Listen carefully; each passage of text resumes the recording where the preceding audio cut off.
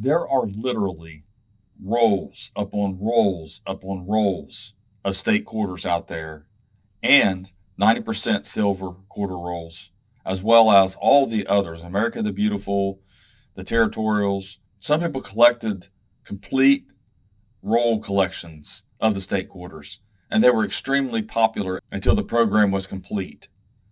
People have brought in bags and boxes full of state quarters by the roll. So, what do you do with them? How much are they worth? Do dealers even want them? And when it comes to quarters, what quarters do dealers buy?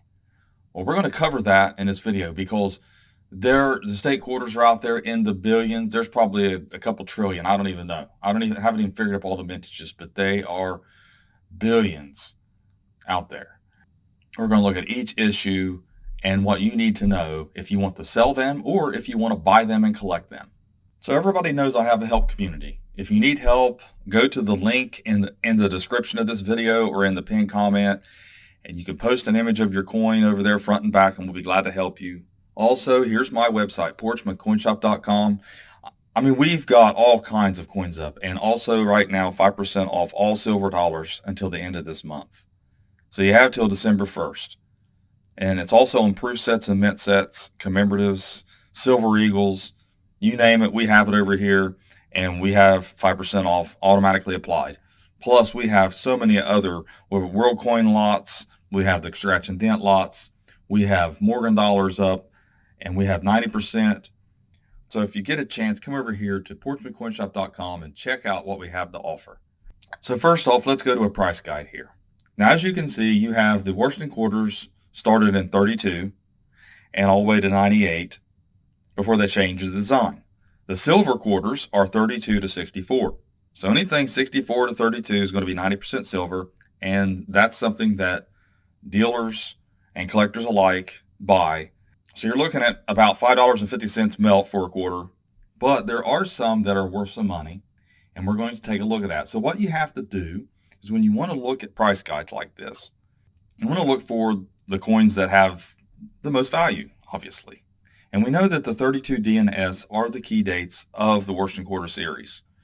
Now, when it gets to be higher grades, there are some what they call grade condition key dates, and some of those can be worth a lot of money. You do have double dies, you have the medium and light variety, mottos, varieties, but you have a lot of double dies and repunch mint marks in the silver quarters up to 64. You can look for those. You have the type reverses as well. In the proofs, there are some double dies. So there are some valuable coins from 32 to 64 if you look through the proof sets, if you look for the varieties.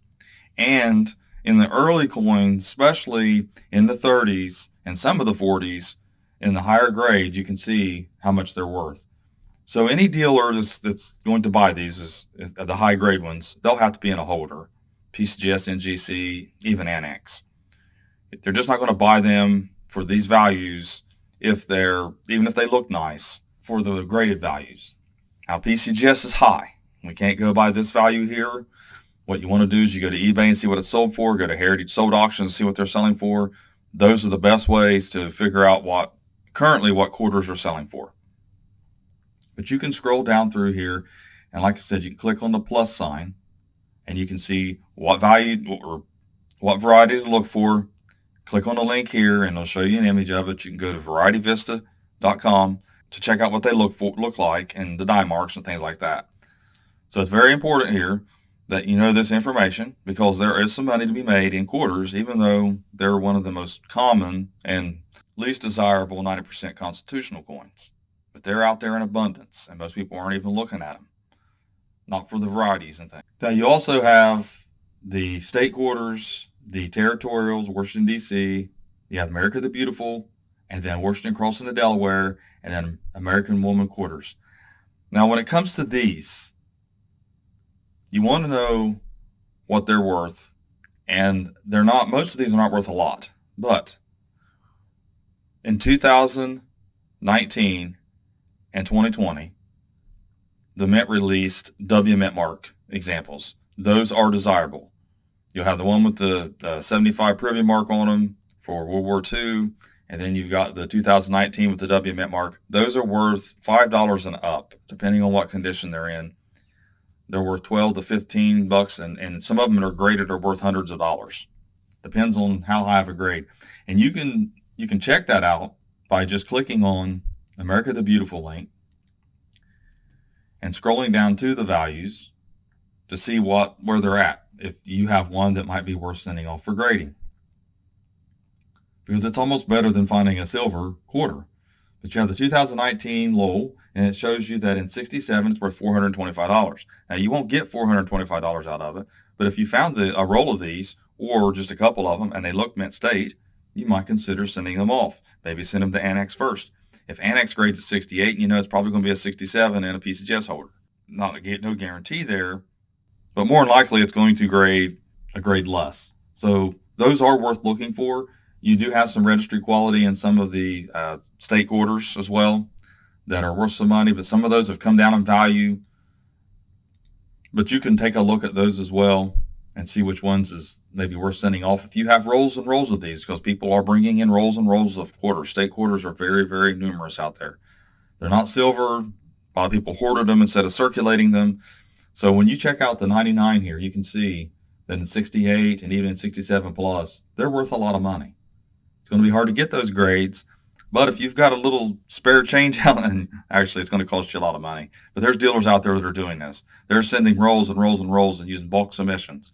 And you have to check out the website. Go to NGC, get approval for your bulk submissions, what they expect you to do for a bulk submission. Same thing with the PCGS. You're going to have a certain membership tier for, I think, for NGC. But if you send them off, they're going to go for more in a PCGS holder than they are NGC. That's just how that works. But anyway, here's your price guide to see what their potential is. But you can't go by these values because a lot of these have come down. So you want to go to Heritage to see what they've actually sold for. Like the state quarter rolls, they're going to go for $12 to $15. But in the state quarters, there are a few double dies, the Wisconsin high leaf and low leaf. Those rolls will go for more because people want to buy unsearched rolls to try to find the high leaf and the low leaf or a double die. And when you're looking through the state quarters, that's what you want to look for. Look for that plus sign over here to see which one has, and this one, I opened this one up already, extra leaf, and you can see how much it's worth. Then you have a Minnesota, which has a double die, extra tree they call it. All of those are going to be worth looking for, and Minnesota has a bunch. So those rolls are going to go for a little bit more because someone wants to find quarters that are worth more than face value they can get a little premium out of. That's what you want to do. Look for the Minnesota rolls, look for the Wisconsin rolls, look for the Wyoming rolls. That's another one, I think it is. Scroll down here. Yep, Wyoming. It's another one that has. So those rolls are going to go for a premium because there is a variety to look for. And that's pretty much it. But like I said, unless you want to look for high grade examples, condition grades, then that's what you look for. Now, in the Washington Cross in Delaware, there is a CUD that you can look for, American State Quarters. So we can take a look and see if they've listed anything in the way of varieties on, let's see, they've got one here, and it's just first F issue. That's just the label, the Sally Rye. Let's see if they got one for that. Now, just basically first F issue. They really don't have, there's the Man Killer. They're not showing any varieties for these currently that I'm seeing. Yeah, all these are just basically the labels. So we know that the Man Killer does have a large cud that's going to be worth a few $100s. So that's what you want to look for. Another thing that people are mixing up here is this one here, the Jovita. But anyway, they're looking at this, and this is the proof. But they're not realizing that all the information is on her person. Okay, that's why it looks like it does. And Washington is facing left instead of right. That's normal. It's not a cod. It's G for God. That's another thing. People are mixing that up so much. But so these quarters, if you want to know if there's anything that's valuable, the best thing to do is come over here to eBay, go to U.S. quarters, and open up the America the Beautiful or Territories or whichever one you're wanting to look for, or just type in the date. You can do 2022 quarter. The problem with this is you're going to see a lot of coins listed for a lot of money that are not errors.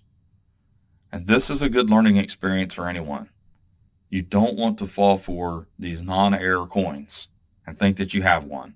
I see it too many times. People are bringing quarters in the coin shop and they're showing that eBay said it was worth this and eBay said it's worth that. So you want to click the sold like I just did, and you want to look at what they're actually selling for. There's a roll of the Maya quarter roll, 2022, it's the D, 1650.